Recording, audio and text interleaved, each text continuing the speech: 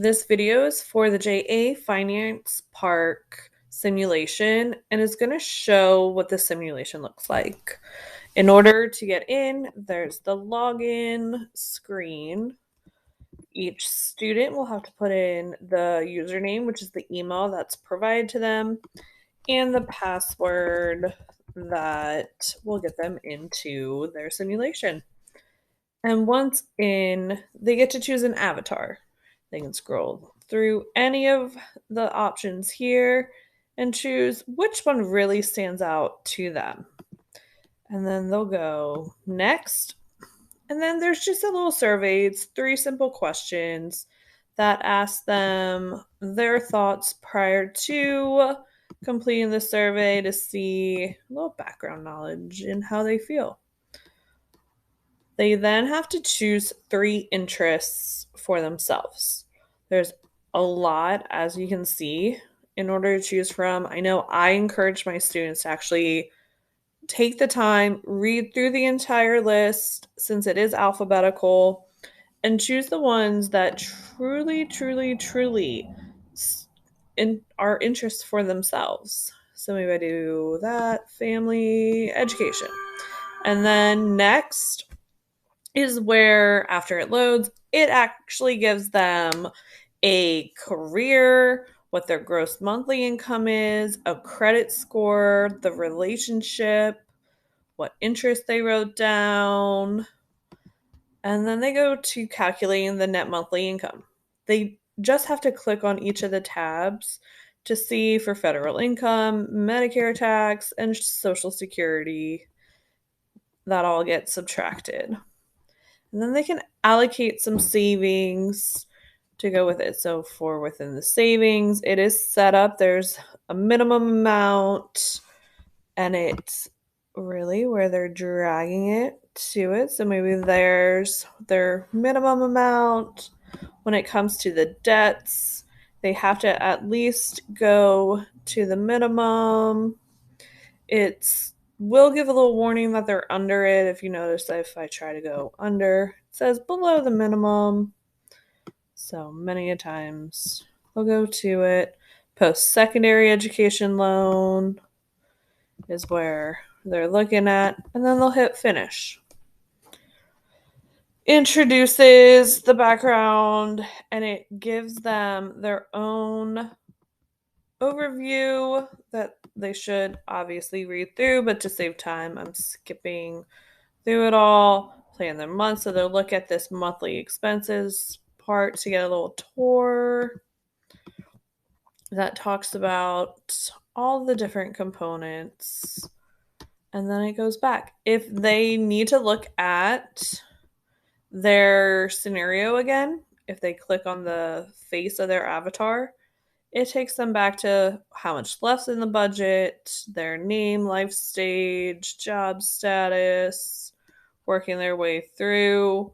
They can send a message to the teacher, and on your teacher login, it pops up on your dashboard. Financial overview is also available along with the budget, which I haven't started any, which is why it's all zeros so far. And you hit close to go back.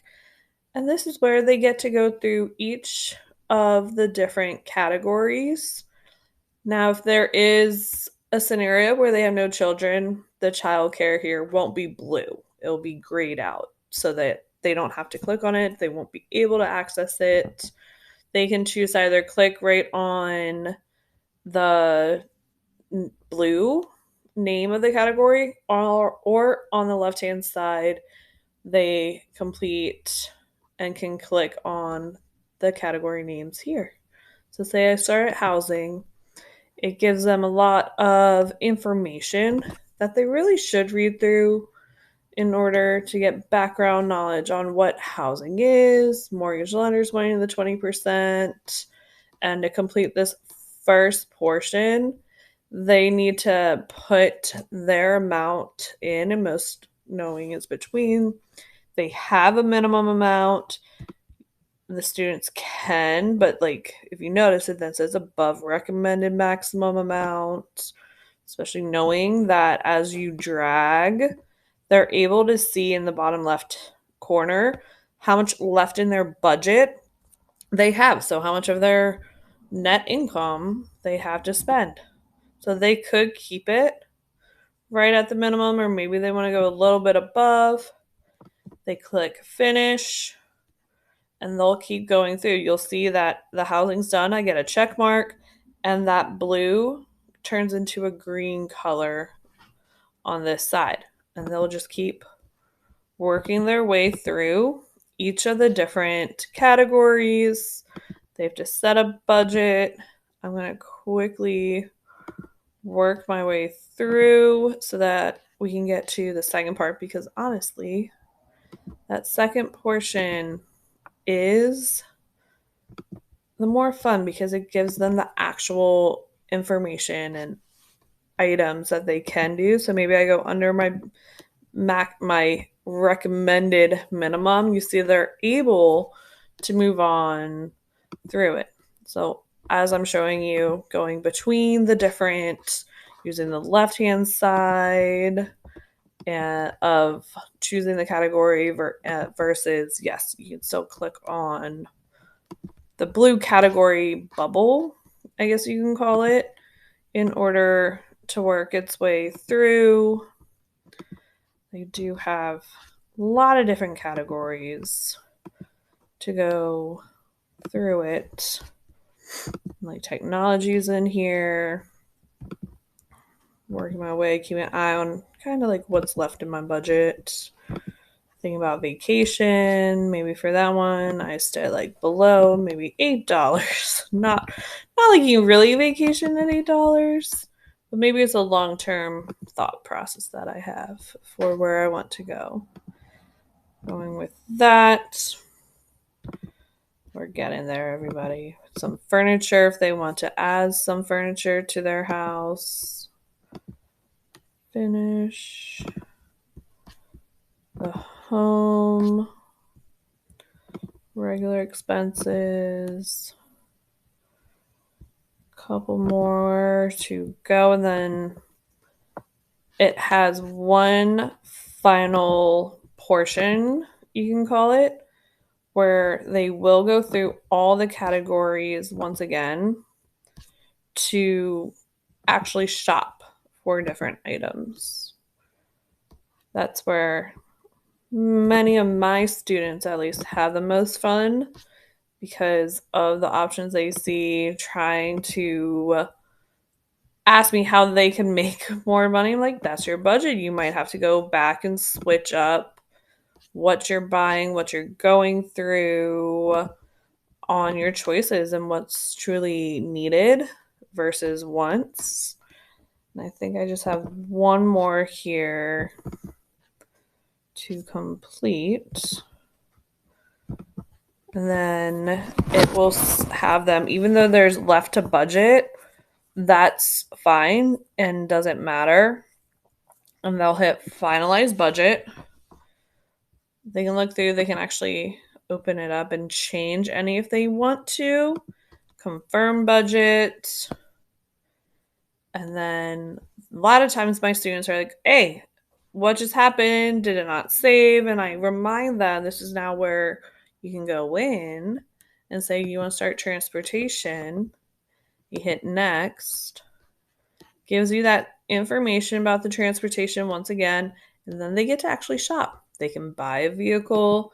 There's the public transportation option, ride share. So I tell them to really look through and decide and keep in mind what their life scenario is, and not just by the looks of it, knowing that they are not able to spend more than $322 because that's what they budgeted for their amount right here.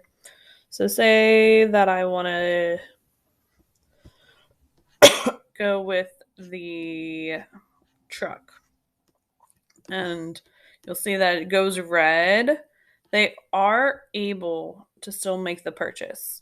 Even though it's red, went over the budget, they can choose checking account or their credit card in using. So say I do checking account, I hit pay, it goes green, and I hit finish.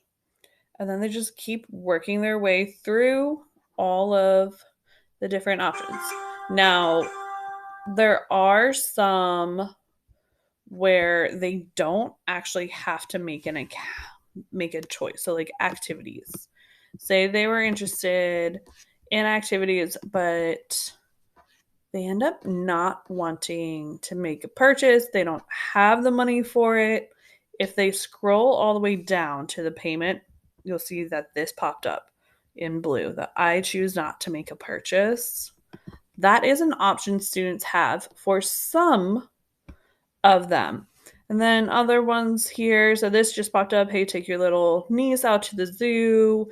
When scenarios pop up randomly, they're not able to deny it. You just have to hit OK.